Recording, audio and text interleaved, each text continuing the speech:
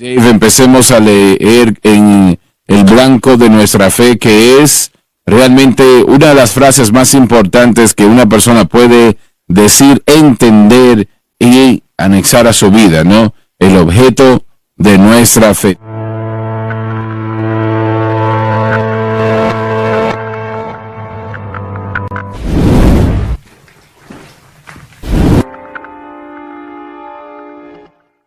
Dave, empecemos a leer en el blanco de nuestra fe, que es realmente una de las frases más importantes que una persona puede decir, entender y anexar a su vida, ¿no? El objeto de nuestra fe. Tengo que admitir que hasta hace solo 20 años atrás no había escuchado esto en mi vida, el objeto de nuestra fe.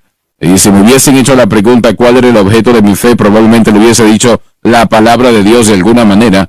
Y esa es una respuesta correcta, no está mal, pero eso que dice mucho a veces dice poco. Y si podemos explicar esto correctamente, le ayudará sin medidas. Muchos de ustedes ya conocen este gran tema, y gracias a Dios por esto, pero una vez más permítame decirlo. Esto que digo, el blanco de nuestra fe, es una de las palabras más importantes que se pueda decir. Es una de las verdades más importantes que se puedan entender. Usted no puede tener victoria en su vida como debe sin entender este tema en particular. Y permítame decir esto una vez más. Usted puede ser salvo, claro, lleno del Espíritu Santo, usado por el Señor, pero no puede tener victoria en su vida como el Señor quiere que usted la tenga y como debe de tener, bueno, debe de tenerla. No la puede tener a menos de que entienda lo que quiere decir esto, lo que es. Así que vamos a verlo detenidamente. El objeto de nuestra fe. Y noten esto que empezamos diciéndole lo que debe de ser. El objeto de nuestra fe siempre debe de ser la cruz de Cristo, su sacrificio. Romanos 6, 1, 14, 8, 1 al 2, 11, versículo 1, 1 de Corintios, capítulo 1, versículos 17 y 18, 21, 23, capítulo 2, versículo 2, etcétera, etcétera. Esas son algunas de las citas, ¿no? Pero el objeto de nuestra fe siempre debe de ser la cruz de Cristo, y no estoy hablando ahora de un madero donde Él fue crucificado. Estamos hablando del precio que Él pagó en ese lugar, lo que Jesús hizo allí. Y alguien pregunta, ¿pero qué fue lo que Él hizo? Él expió todo pecado, además de muchas otras cosas, pero ese es el propósito principal por el cual fue a la cruz. Fue para expiar todo pecado. La sangre de machos cabríos no podía remover el pecado, como dijo Pablo, aunque millones y millones de ellos fueron ofrecidos como sacrificio. En el tiempo del Antiguo Testamento no podía remover los pecados, eso no era posible. Así que Jesús en la cruz removió todo pecado, no importa lo que sea, qué tan mal esté, cuánto sea, Él removió todo pecado. Todo. Juan el Bautista dijo, he aquí el Cordero de Dios que quita el pecado del mundo. Noten que lo dijo en singular, no en plural. Él no dijo quitó los pecados. Si hubiese hecho esto, algo se hubiese quedado, pero Él usó esto en singular. He aquí el Cordero de Dios que quita el pecado del mundo. Que quita el pecado del mundo.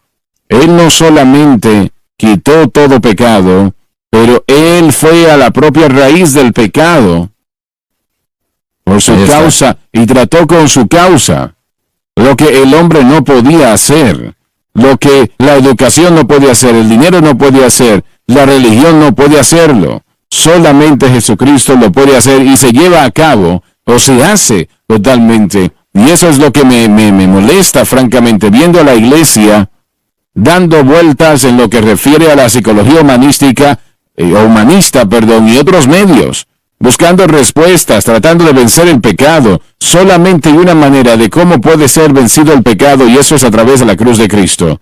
Por el creyente, evidenciando fe en Cristo y la cruz, y manteniéndola en Cristo y la cruz. ¿Ibas a decir algo? Sí, mire, usted lo dijo y es correcto.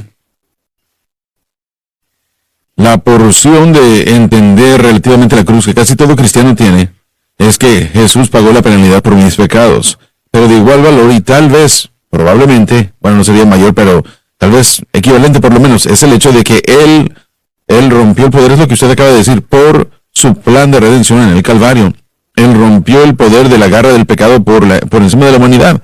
Es un gigantesco, es donde la vida diaria llega. Así es. Es una cosa entender que Él me ha perdonado, pasado, presente y futuro. Por eso queremos decir que cuando yo fallo en el presente, puedo tener la seguridad de que Él ya ha pagado en el pasado. Tengo que llevárselo y pedir perdón, pero yo estoy seguro de que esos pecados que he sufrido, pasado, presente y futuro, han sido lidiados en el Calvario. Lo que tenemos que entender, lo que tenemos que comprender, es que el valor del Calvario va más allá de que Cristo pagó la penalidad del pecado, rompió la garra del pecado. Quiere decir que el poder del pecado interno, de la tentación del pecado y del poder de Satanás y el poder de la gente, todo esto es lidiado en el Calvario. La atracción del mundo, encargado todo esto en el Calvario, victoria sobre el yo, todo fue lidiado en el Calvario. Así que necesitamos entender que el acto de redención de Cristo ciertamente pagó el precio por nuestro pecado.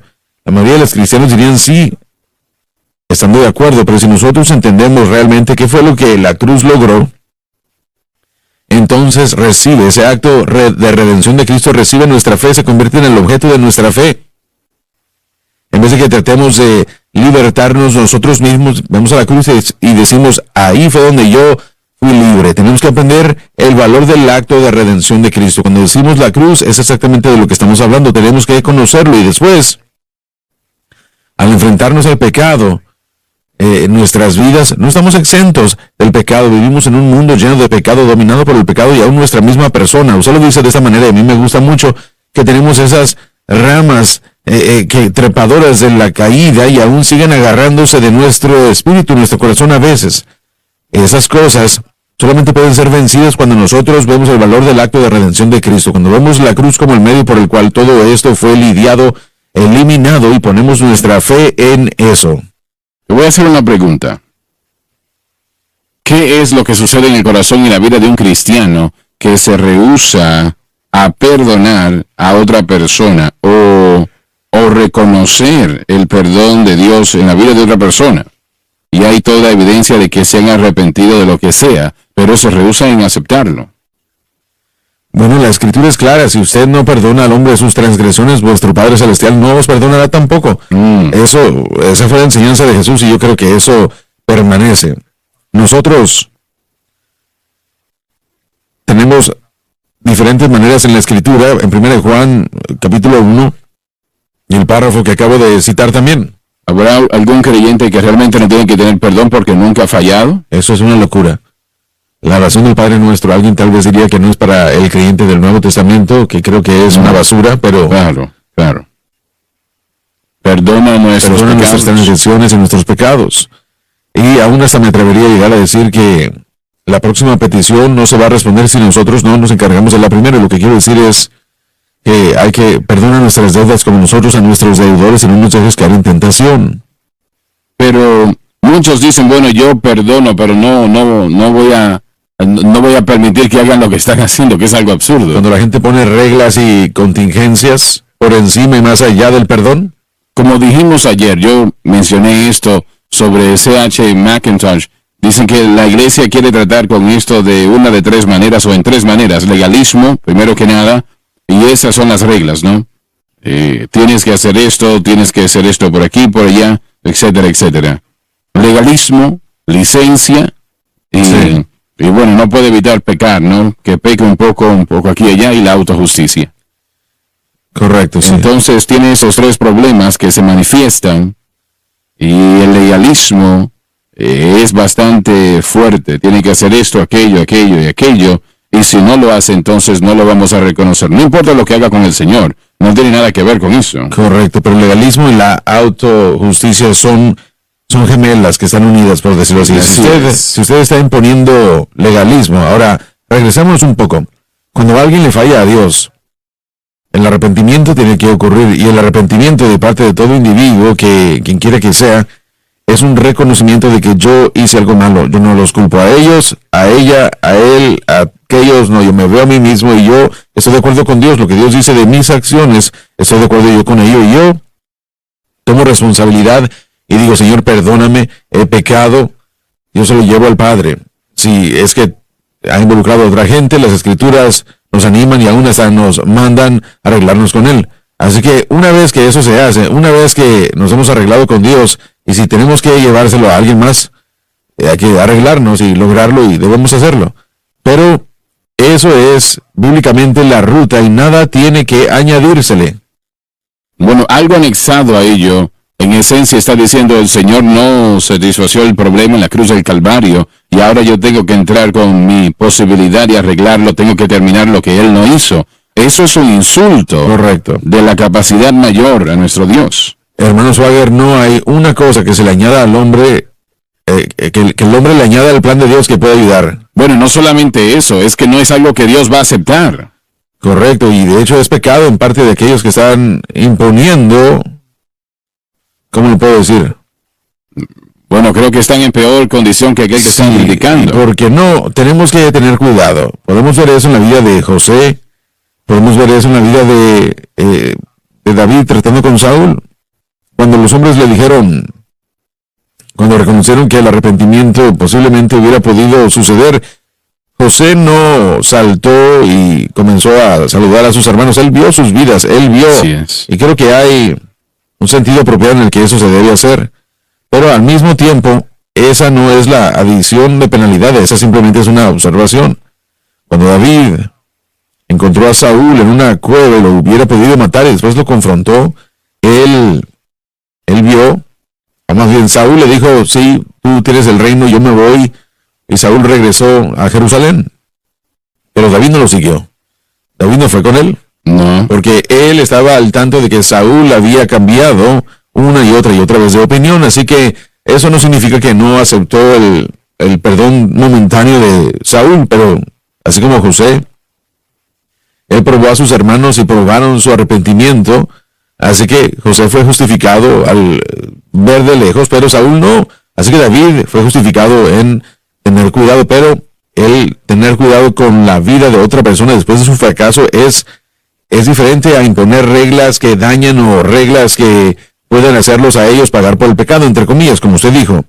Eso es indicativo de decir que Cristo no pagó o sufrió suficiente por el pecado y eso es blasfemia en contra de lo que Cristo ha hecho. No debemos hacer eso. Así que no traemos adiciones a la gente y tratamos de hacerlos pagar. Eso no es una señal de ser fuertes contra el pecado o alguna otra cosa y querer la aprobación de otros al hacerlo. Es ofensivo a Dios. El verdadero creyente nacido de nuevo y todos, bueno, tal vez ustedes no, pero todos sabemos lo que se siente cuando fallamos. Porque es un quebranto. Es lo que estaba pensando. No necesitamos que otra gente venga y nos diga cuán mal estamos. Si es que reconocemos ese error ante Dios y nada que la gente pueda ponernos encima de nosotros mismos después de fallar, va a traer justicia. No pasa eso. Solamente fe en lo que Cristo ha provisto. Bueno, Jesús, gracias a Dios, expió todo pecado en la cruz del Calvario.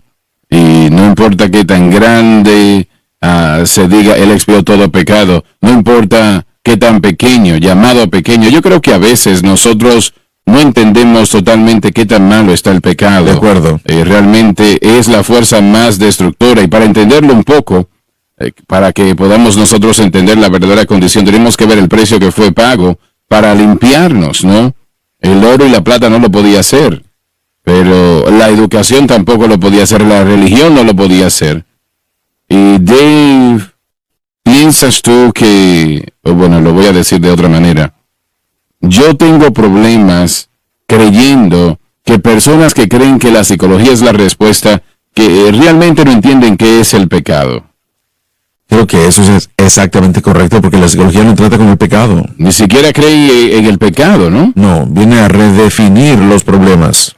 Bien, pero ¿qué dice el psicólogo cristiano con aquella persona que tal vez sí cree en el pecado, sí cree que el pecado existe y es cristiano? ¿Y cómo resuelve la situación la psicología y la Biblia? Creo que es otro sistema de obras para tratar de vencer el pecado, pero con lo que estamos tratando, como dijo Lauren, lo que Jesús hizo en la cruz del Calvario rompió ese poder del pecado. Así es. Pero solo porque yo soy salvo no significa que ese poder del pecado es roto todos los días. No es algo automático que yo pueda vivir la manera como se supone que yo deba vivir sin fe en Cristo. En otras palabras, no solamente fue una situación y se acabó, no. Mi objeto de fe tiene que ser continuo, tiene que ser diario. Y yo creo que las intenciones del hombre para establecer reglas, y usted puede regresarse hasta los judíos que establecieron las leyes y los mandatos, eran intentos del hombre, y básicamente es lo que la psicología es, intentos para evitar romper y violar esas leyes y evitar lo que Dios ha provisto. Sí. La justificación es ser libre de la penalidad del pecado, o la santificación es libertad del poder del pecado. Así es. Y realmente dos cosas muy poderosas dichas acá, que yo no las originé realmente. Yo no sé quién las dijo, yo las leí, pero no sé quién las dijo originalmente. Solamente la cruz puede hacer eso. Y permanecer en la cruz, en otras palabras, Así solo es. porque yo soy salvo o fui salvo hace muchos años, no significa que yo tengo la victoria automáticamente sobre el pecado el día de hoy, a menos que yo aplique eso y mantenga mi fe en la cruz diariamente. Recibí una carta de un hermano que yo no conocía. Lo había conocido, creo que en una ocasión, no estoy seguro, pero me parece que sí lo conocí en una ocasión. Él había tenido algún tipo de problema y él estaba en una iglesia en particular donde, bueno, no muy lejos de aquí, pero bueno, de todas maneras, él estaba diciendo de que esta es mi restauración y esto es maravilloso. Y él pues tenía que tomar 1 hora a la semana, creo que 2 veces a la semana con un psicólogo, y tenía que tomar 1 hora a la semana con un pastor discutiendo su problema, y él tenía que estar en ciertas clases, etcétera, etcétera, y él no podía salir de la ciudad, no podía estar fuera de la ciudad, no sé qué tenía eso que ver con qué, ¿no? Y él también a él se tenía que hacer ciertas tareas como limpiar el baño, cortar el césped, etcétera, etcétera. Y él estaba diciendo que esto es maravilloso, esta es mi respuesta a mi problema. Y él, bueno, creo que fue 1 año que estuvo allí haciendo esto. Él estuvo allí ese año y cuando terminó volvió a hacer exactamente lo mismo otra vez. Pero miren, todo lo que eso es cambiar comportamiento, no es cambiar el corazón. Exacto. La religión no puede cambiar el corazón del hombre, la psicología no puede cambiar el corazón del hombre. Estoy tratando de entender por qué predicadores llamados llenos del Espíritu Santo recomiendan lo que dices. Porque o no entienden el mensaje de la cruz o no lo entienden. Yo estoy casi garantizando que no lo entienden, simplemente no lo entienden. Pero también temo que no tienen mucho deseo de entender. Eso me parece también. Bueno, los judíos no querían a Cristo. No lo En querían. su gran mayoría. Ellos querían mantener su sistema de religión. Y él podía perdonarlos de sus pecados, pero Así ellos es. no lo aceptaron. Pero lo mataron. Así es. Muy bien, el blanco de nuestra fe siempre debe de ser la cruz de Cristo. Mientras la historia de la Biblia es Jesucristo y este crucificado, el tener fe en la cruz de Cristo, de hecho, es tener fe en toda la palabra de Dios. Se nos da un compendio de esto en el primer capítulo del Evangelio según Juan. Él dijo, En el principio, no indica que Cristo como Dios tuvo un principio, porque como Dios no tuvo principio, sino que se refiere al momento de la creación. era el Verbo. El Espíritu Santo por Juan describe a Jesús como el Logos eterno. Y el Verbo era con Dios. Era en relación con Dios y expresa la idea de la Trinidad, Y el Verbo era Dios. queriendo decir que Él no cesó de ser Dios durante la encarnación. Él era y es Dios de la eternidad pasada a la eternidad del futuro, y permítame decir lo siguiente sobre esto antes de continuar. Él era Dios antes de Él venir a este mundo, la encarnación, y era Dios después de venir. Él nunca cesó de ser Dios. Mientras Él puso a un lado la expresión de su deidad, Él por ningún momento perdió la posesión de su deidad. Pero Él nunca hizo ningún milagro como Dios. Piensen ustedes en esto. Él nunca hizo un milagro. Todo milagro que él hizo, lo hizo por el poder del Espíritu Santo. Nuestro Dios ungió a Jesús de Nazaret con el Espíritu Santo, quien estaba haciendo el bien y sanando a todos aquellos que eran poseídos por el diablo, etcétera, etcétera. Él nunca hizo ningún milagro como Dios. Aunque él era Dios, él nunca cesó de ser Dios. Y es que Dios no puede morir. Dios no puede morir. Así que para satisfacer el problema del pecado, Jesús tuvo que ir a la cruz. Esto fue ordenado por Dios, ordenado por sí mismo, ordenado por el Espíritu Santo. Él tuvo que ir a la cruz. Así que para hacer eso, él tuvo que venir a ser hombre, el hombre Cristo Jesús, lo que él hizo. Por el propósito expreso de ir a la cruz. Todo lo que él hizo era importante. Las sanidades que él hizo, los milagros que él hizo, los mensajes que él predicó y enseñó, milagros que aún hasta resucitar a los muertos. Agustino dijo que él hizo muchos más milagros de los que están registrados y resucitó a muchos más de entre los muertos de los que están escritos. Pero esa no era la razón principal por la cual él vino. Él vino para ir a la cruz. Él vino para ir a la cruz, para pagar el precio que nosotros no podíamos pagar. No era posible en 1.000.000 de años que nosotros lo pagásemos. Por eso él vino. Y él hizo lo que él vino a hacer. Y sé que tenemos críticas. Oh, ustedes exageran la cruz. Ustedes hablan demasiado de la cruz. No hablan suficiente de esto, aquello, lo demás. Nosotros tratamos de poner el énfasis donde la Biblia pone el énfasis. Sí. Vaya a su Antiguo Testamento y allí encontrará que ofrecen sacrificios. Eso es el símbolo de la cruz. Cuando usted llega al Nuevo Testamento, encuentra que el apóstol Pablo nos está dando el significado del nuevo pacto. Dijo: Cristo no me envió a bautizar, sino a predicar el Evangelio, no con sabiduría de palabras, para que la cruz de Cristo no sea hecha vana. Él dijo: porque la palabra de la cruz es para aquellos que se pierden locura, pero para nosotros que somos salvos es el poder de Dios. Él dijo: lejos esté yo de conocer nada entre vosotros excepto a Cristo y a este crucificado. Damas y caballeros, son palabras importantes. Estoy determinado a saber nada entre vosotros. No estoy interesado en las demás cosas, solamente una cosa: Cristo y este crucificado. Porque allí está mi salvación, allí está la presencia de Dios, allí está mi vida, allí está mi victoria sobre el pecado. ¿Y nosotros exageramos esto? No, de ninguna manera. Sí, amén. A menudo fallamos en entender que la manera como Dios ha establecido la vida cristiana es que el cristiano tiene que aprender dependencia, no independencia, dependencia. Eso no es algo que la raza humana acepta rápida o fácilmente. Tenemos que darnos cuenta, y David lo dijo apenas hace un momento, que cada mañana nos levantamos y tenemos que depender de Él. De hecho, la idea de crecer en gracia indica que yo ahora soy más dependiente de Él al madurar, más de que cuando comencé.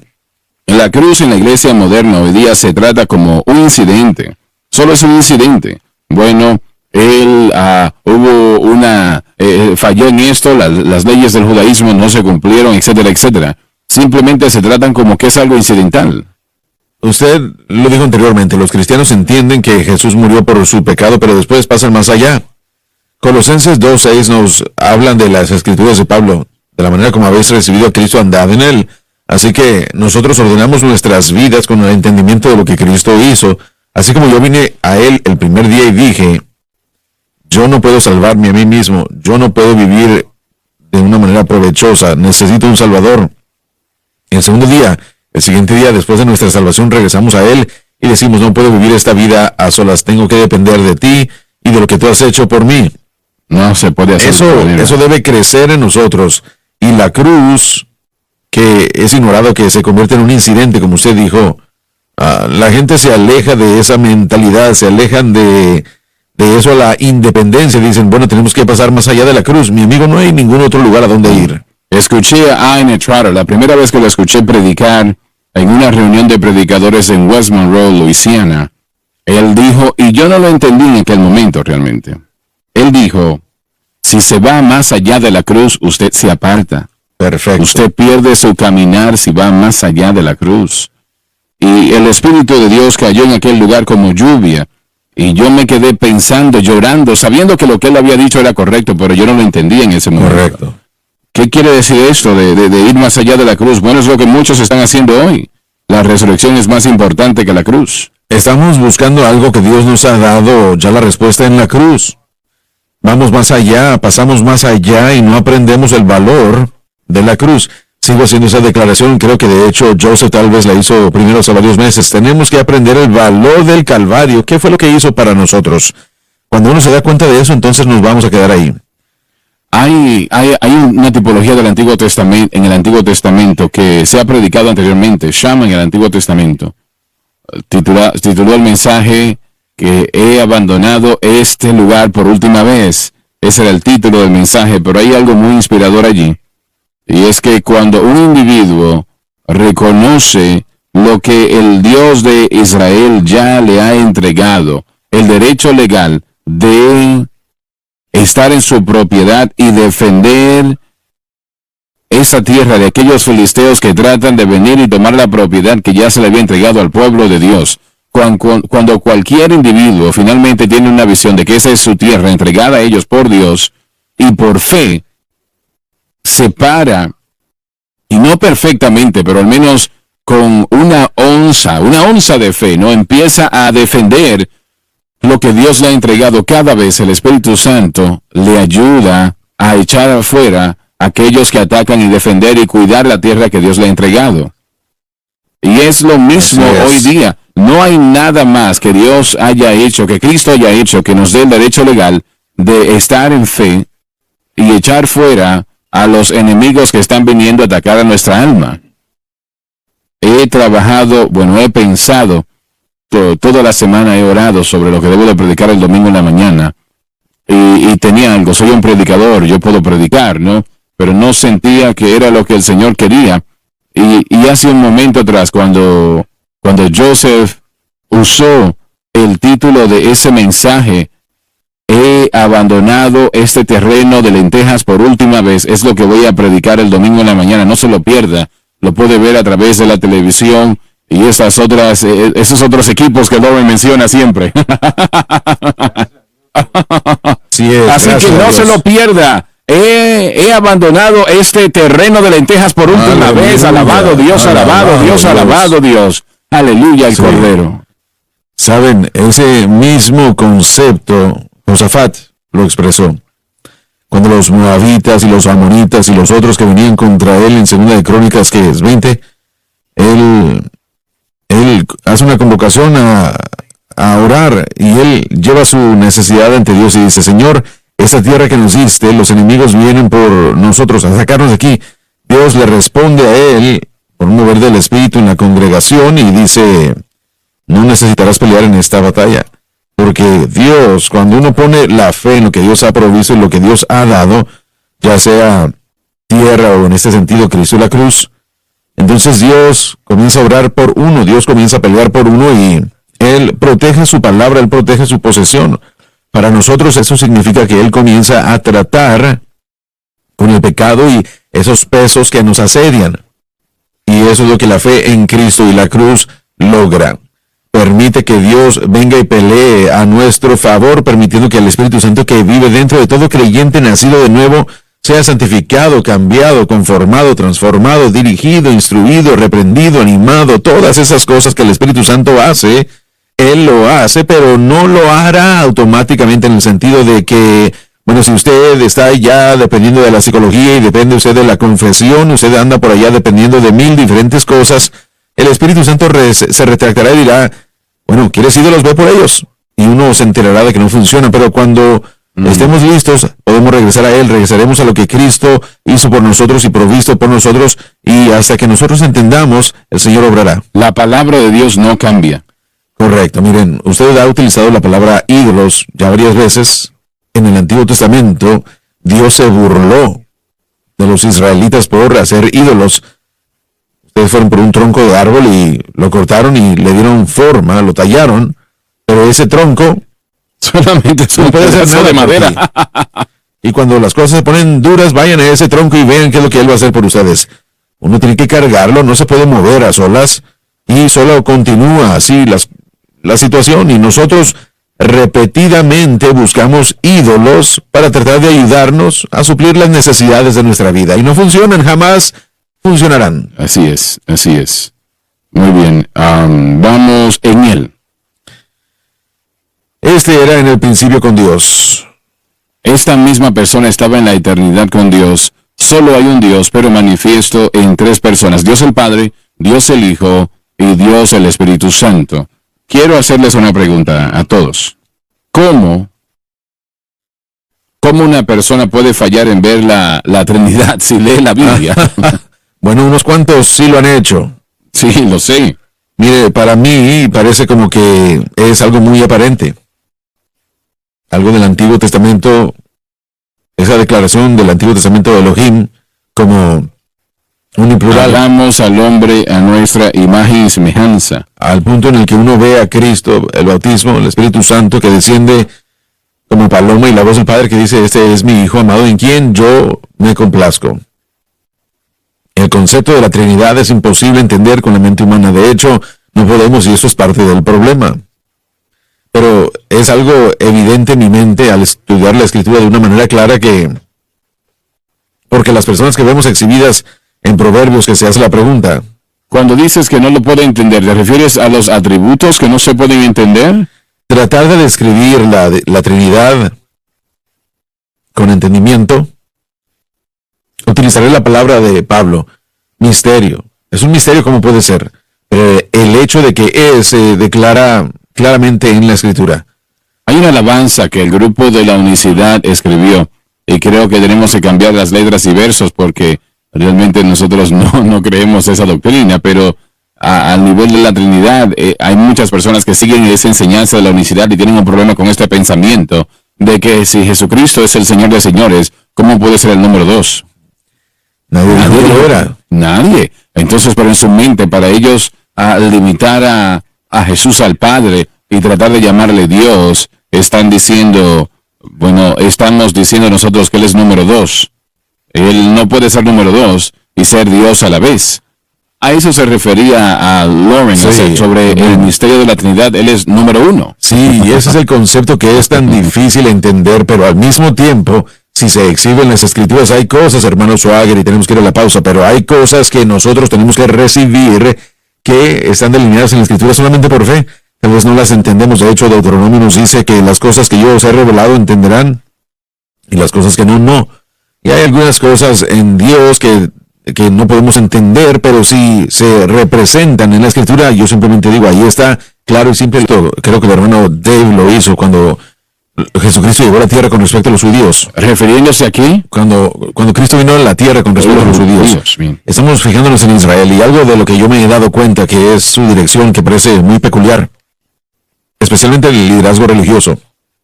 Tenían, por supuesto, las Escrituras del Antiguo Testamento, las profecías, profetas y todo eso, la ley, todo el sacrificio que nos dirigía a Cristo. Pero su primera introducción a Cristo no fue un estado de incredulidad por completo, sino que hubo un proceso. Permítame explicarlo. Los judíos, si se dan cuenta en la primera parte del ministerio de Cristo, siempre estaban presentes. Los del liderazgo religioso se les dio la oportunidad de verlo y escucharlo. Y al principio, ellos no dieron una reprensión. Al principio, ellos no presentaron una gran discusión contra Cristo. Eso llegó después y terminó en que lo mataron. Pero el estado de incredulidad, de una incredulidad completa que es finalmente el rechazo, tiene un punto de incredulidad previo. Y hay una diferencia porque la incredulidad involucra la idea de ser escéptico. Uno está evaluando. El liderazgo religioso de Israel estaba callado hasta cierto punto durante cierto tiempo en la parte principal o en la primera parte del ministerio de Cristo porque ellos estaban evaluando, estaban viendo, estaban estudiando. A ellos se les dio la oportunidad de tomar la decisión en cuanto a lo que ellos querían continuar haciendo en su tradición o no. Permíteme interrumpirte un segundo. Ellos estaban evaluando, estaban mirando, pero yo creo que ellos estaban tratando de encontrar maneras de no aceptarlo. Bueno, era la práctica y la costumbre del liderazgo judío, del liderazgo de la religión, y tal vez el día de hoy, antes de que una conclusión se diera, debía haber un tiempo de evaluación. Bueno, eso lo podemos entender. Exacto, sí, pero fijándonos en por qué es importante eso el día de hoy, mira, la iglesia moderna, los cristianos, muchos no han escuchado el mensaje de la cruz, terminología que nosotros usamos en esta conocen. Naturaleza pecaminosa y todo eso, el objeto de fe, todo eso. Miren, después de escucharlo por primera vez, ellos dicen, bueno, ¿de qué es lo que están hablando? Y bueno, antes de que haya un rechazo abierto o un estado de incredulidad en cuanto a la cruz, hay un punto crucial, y creo que muchos están en ese punto, hermanos. A ver, están escuchando el mensaje de la cruz, todo lo que estamos discutiendo, lo que el objeto de fe debe ser, y el Señor, creo yo, que está recargándose en su corazón. Saben que hay un elemento, pero están evaluándolo. Y yo quiero animar a la gente que está escuchando esto. Y yo no estoy diciendo que hay un periodo de tiempo para algunos de nosotros que somos muy cabezones, tercos. Sé que eso es problema mío nada más, pero tal vez tome muchos años. Sin embargo, hay un periodo de tiempo antes de que la incredulidad llegue, que la gente está en un estado de incredulidad. Están a mitad del camino, por decirlo así. Pero ese periodo de tiempo está haciéndose más corto, porque el Señor, a través de una variedad de alarmas y de llamados, está hablándole a su cuerpo, mostrándole claramente de que este mensaje, el mensaje de la cruz, es vital y esencial, no es opcional. Y que nuestro objeto de fe debe ser el enfoque. Está en eso, debe ser Jesucristo y el crucificado. Si no, no lo van a lograr. Va a haber destrucción como resultado, y el momento está llegando en el que la iglesia tiene que tomar la decisión, tienen que despertarse y tienen que tomar la decisión de decir, yo creo en esto y es el objeto de mi fe. Y eso debe ser a nivel individual, pero el cuerpo individualmente y generalmente, el mundo denominacional. Ese mensaje ha estado saliendo ya desde hace 20 años. 20 años. Y esos 2/3 partes de mi vida. Ha estado saliendo ya transmitiéndose por mucho tiempo. Y el Señor lo está presentando fuertemente. No hay excusa para muchos que quieran decir, no lo hemos escuchado. Pero ese periodo de tiempo de evaluación tiene que terminar. Escoger el día de hoy a quién vas a servir. Yo estoy de acuerdo con lo que acabas de decir sobre la iglesia que evalúe. Y eso lo puedo entender. Y así debe de ser. Eso no es incorrecto hacerlo. Sí, pero mi punto es de que está llegando al punto en el que ese margen de tiempo, creo yo que es el final. Es tiempo de tomar la decisión y decir, vamos a dejar los ídolos y vamos a dejar todo esto. Vamos a tener que decidir. Sí, vamos a dejar todo eso. Y vamos a poner nuestra fe total y exclusivamente en la obra consumada de Cristo. Entonces, y solo entonces, vamos a poder ver todo lo que le hemos estado pidiendo a Dios. Él lo va a hacer. Pero hay muchos que lo van a perder. No sé si los judíos tuvieron inclinación, los líderes religiosos de Israel, en el tiempo de Cristo, si jamás tuvieron algún tipo de inclinación para favorablemente a cesar lo que Cristo estaba diciendo y haciendo. Bueno, eso... Y tenemos un poco de inclinación aquí en Nicodemo y José. Allí hay un poco de información. Y esos son 2 entre 70 que eran miembros del Sanedrín. Pero me parece a mí que cada pregunta que le presentaron era para tratar de atraparlo, de confundirlo, lo cual nunca lo hicieron. Bueno, su modo de entender las cosas era hacer preguntas. La idea de debatir, especialmente... Bueno, eso es lo correcto. Bueno, se dirige escolarmente, sí. Muchas veces no se recibe la respuesta porque muchas veces lo que tenemos que hacer es seguir haciendo preguntas. Jesucristo satisfizo, Él cumplió con las respuestas antes de las preguntas. Estaban haciendo las preguntas equivocadas. Debemos de pagar tributos al César, ¿no? Siempre trataban de sorprenderlo con la carta o la letra de la ley, pero Jesucristo lo hizo de cualquier manera. Creo que lo que el hermano Schwager está diciendo podemos ver y observar y darnos cuenta, considerar la respuesta a Juan el Bautista. Hicieron preguntas, pero realmente no eran con el propósito de entender, realmente era oposición, porque todo, y estoy de acuerdo con lo que se estaba tratando de decir, encontrar algo de qué excusarse. Era para eliminar la influencia, y cuando Jesús les llamó a la atención, preguntándoles, ¿era Juan el Bautista, era o no? Tenían temor de responder, entonces el temor de ese marco de tiempo era de que ellos estaban en contra de cualquier cosa que amenazaba su liderazgo o su control, sea que era Dios o si era bueno para el pueblo o no. Y yo creo que tal vez hubieron algunos que debieron de ser investigados, Nicodemos, de Arimatea. Realmente yo creo que lo que el hermano Sauer está diciendo es que la mayoría, me parece, siempre estaba en contra porque amenazaba su posición, amenazaba su lugar en la sociedad y no querían que nada amenazase eso y lo bueno que tenían. Regresando al objeto de fe, una de las preguntas que el cristiano tiene que hacerse, usted lo dijo anteriormente, ¿él quitó todo pecado o no? Cuando Juan hizo esa declaración, es el Cordero de Dios, aquí están las notas, no sé si hemos llegado a esto o no, pero el Cordero de Dios que quita todo pecado del mundo. No, todavía no hemos llegado allí.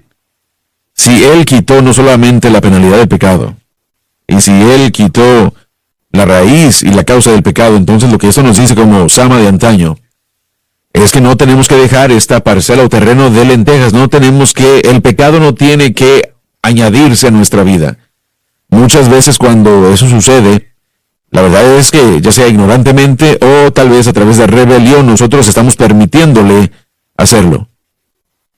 No es porque Dios ha dicho, bueno, ve y averíguatelas. No, Él ha quitado todo pecado. Y eso tiene que ver con nuestra justificación, primeramente. Pero esa justificación nos da el derecho legal de permanecer en nuestra propiedad y declarar victoria sobre el pecado. El pecado en nosotros es mucho más poderoso que nosotros. Mucho más poderoso que nosotros. No importa qué tan educado usted sea, qué tan buena decisión tenga, cuánto usted piensa que tiene una determinación, que tiene una verdadera determinación para hacer las cosas bien, es más poderoso que nosotros. Y nosotros mismos, o cualquier cosa que el hombre pueda hacer, nosotros no podemos vencer por esos medios. No es posible hacerlo. Puede ser vencido, debe de ser vencido, tiene que ser vencido y puede serlo en Cristo y lo que Cristo hizo en la cruz. Y ese entendimiento involucra una vez más la base de Romanos 6. Así es. Cuando somos unidos con Cristo como resultado de una simple fe, somos crucificados con Él, sepultados juntamente con Él, resucitados con Él. En ese momento del tiempo de haber nacido de nuevo, muertos al pecado, no es algo que nosotros ganamos, es algo que se convierte en un hecho que necesitamos aprender, porque la muerte al pecado significa que mi relación al pecado, esa presencia interna y interna y externamente, los poderes del pecado son rotos, yo muero al pecado. Ahora, ¿creo yo que la cruz proveyó eso o no? 4,000 personas al año mueren de la nicotina. 400,000 personas al año. Esas son muchas personas. Sí. La mayor parte de esas personas trataron con todo lo que podían de parar y no pudieron hacerlo. No pudieron dejarlo. Y realmente es que, no tienen suficiente determinación. Algunos lo dejaron. Gracias a Dios por eso. Eso no destruye la hipótesis. Para algunos ellos tienen suficiente fuerza y determinación para hacerlo, pero a la vez ellos caen en otras cosas. Entonces, es verdad, hay personas que dejan de consumir alcohol, pero millones no pueden. Cambian una atadura por otra, es lo que pasa. Exactamente. Ya sea psicología, ya sea Alcohólicos Anónimos o algo así. Ellos tratan de no hacerlo, pero Isaac Newton tuvo sus leyes de movimiento, gravedad, y una de las leyes dice que por cada acción siempre hay una reacción. Y la razón por la cual menciono esto, porque es una ley del universo, no cómo funciona el universo, pero la analogía es que el pecado es un muro, podemos decirlo así. Mientras más yo empujo en contra de la ley, esa pared, esa ley está empujando en contra de mí. Yo no tengo suficiente fuerza. Sí.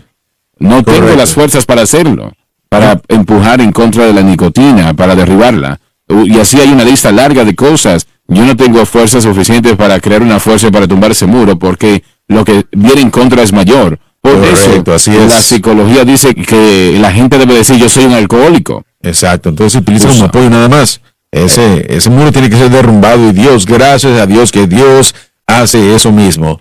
Pero eso es a través de fe en Cristo nada más. Y muchos cristianos solamente están agotados espiritualmente, y eso es porque ellos durante 20 años han estado empujando contra la ley y finalmente se acaban de desplomar. Pero aún aquellos que aceptan y creen el mensaje de la cruz, ellos encontrarán que el pecado es tan poderoso, no es más poderoso que el Señor, obviamente, pero es mucho más poderoso lo que nos damos cuenta. mucho más poderoso de lo que nos damos cuenta, y porque no reciben gratificación instantánea, liberación instantánea, ellos lo desechan. Bueno, funciona para algunos, pero no para mí, etcétera, etcétera. Y no se dan cuenta de lo poderoso que es esto, y no están reconociendo lo débil que es su fe. Sí, así es. Una fe débil que está tratando de enfrentarse al poder que es más fuerte que el universo realmente. Y no entienden eso, ni siquiera lo piensan. Dicen, bueno, yo digo mi fe está en Cristo en la cruz y todavía estoy atado por este problema. Bueno, yo creo que una de las cosas que hace el Espíritu Santo, tal vez esto es personalmente, pero para mí esto a lo largo de los años ha comenzado a descubrir y mostrarme áreas en las que yo aún estoy empujando contra el muro, y hay más de un muro, pero esa es una de las cosas que tal vez la primera obra del Espíritu Santo que ha hecho con respecto a cualquier cosa en mi vida es mostrarme, hijo, aquí es donde tú no estás confiando en mí, tú estás bien acá, pero tiene que ser total la fe. Por eso es que la victoria, de victoria a victoria la tierra se posee, todo lugar que pisare la planta de tu pie. El Señor nos trae ese punto, pero es de fe en fe que nos muestra primero que uno no está confiando en áreas y que uno está empujando contra la ley acá. Y eso tal vez es una de las primeras victorias que tenemos al mostrarnos el Señor la victoria sobre nosotros mismos, y después Él comienza a obrar en derrumbar lo demás. Probablemente es la mayor victoria. Eso debe ser ánimo para el creyente, no que estén fallando, pero que cuando fallen, si es que fallan, si ellos dependen de Cristo, si se fijan y ponen los ojos en la obra consumada de Cristo, lo primero es que el Espíritu Santo comenzará a mostrarles esas cosas, y ese es el ánimo, porque lo próximo en camino es la victoria si ellos no se rinden. Han habido millones y millones de cristianos que han tenido victoria sobre la nicotina, sobre el alcohol, sobre las drogas, sobre el no perdonar, sobre el yo, como lo acabas de decir, sobre la carne, y sobre ciento y tantas cosas que podemos citar y mencionar. Así que el registro es claro. Es claro. Hay miles que han tenido liberación y victoria. Algunos no entenderíamos, algunos no entendieron la cruz. Y mi abuela, miren, voy a ser breve con eso. Mi padre, hace décadas antes de que yo naciera, él fumaba 4, 5, 8, no sé cuántas cajetillas al día, son muchos cigarrillos, es lo que puedo entender. Mi abuela le dijo esto a él, porque él quería la libertad de todo eso. Él buscó a Dios y estaba tratando. Eso lo estaba matando. Y mi abuela le dijo un día, John, deja de tratar de hacer lo que Cristo Jesús ya hizo. Y él dijo, yo no entiendo, ¿cómo que trate de dejar? Sí, ella le dijo, sí, deja de tratar de hacer lo que Cristo ya hizo. Le tomó un poco de tiempo, pero él dejó de tratar de lidiar con eso, y su enfoque se puso en Cristo. ¿Y saben qué pasó? Un día, él pasó un mediodía y mi madre le llamó y le dijo, olvidaste tu cartón de cigarrillos. Y él dijo, Rosy, ni siquiera había pensado en fumar el día de hoy. Ahí estaba. Y es la victoria que Dios da. Él no podía entender. Si le pedimos que explicara eso el día de hoy, no lo puede entender. Todo lo que él, ¿sabes qué? Dejó de tratar y comenzó a creer, y sucedió. ¿Y cómo dejamos de probar? No, es una buena pregunta. Creo que uno tiene que comenzar a ¿Cómo dejamos de tratar? Ese es el objeto de fe. Cerramos pronto, pero sé que hay gente que aún está luchando con cosas. ¿Podemos orar por ellos? Claro que sí. Para esa persona que dice, yo he escuchado y necesito. Señor. Padre Celestial, sí, Señor, venimos ante ti en el nombre de tu Hijo Jesucristo. Oramos, como se mencionó, por esa alma que hoy está luchando contra el poder de las tinieblas, dales victoria, que Padre. te ama, dales victoria, que quiere victoria, que no quiere que haya nada en su vida que esté entorpeciendo su caminar con Dios. Señor, yo estoy pidiendo ahora mismo que tu poder venga sobre ellos. Padre. Tú pagaste el precio en la cruz del Calvario. Gracias, Jesús, para que podamos ser libres. Que todo creyente sea libre de todo tipo de esclavitud, no importa cuál sea. Aleluya. Libre. Gracias a Dios que soy libre. Aleluya. En el nombre de Jesús. Ayúdalos a hacer como Jan lo acaba de explicar sobre su papá. Sí, Señor. Señor, que dejen de tratar. Aleluya. Y que empiecen a creer. Aleluya. Yo soy libre en el poderoso y santo nombre de Jesucristo. Y Señor, dale a esa persona aliento y fortaleza. Y lo pedimos todo en el nombre de nuestro Señor. Amén y amén. Les amamos.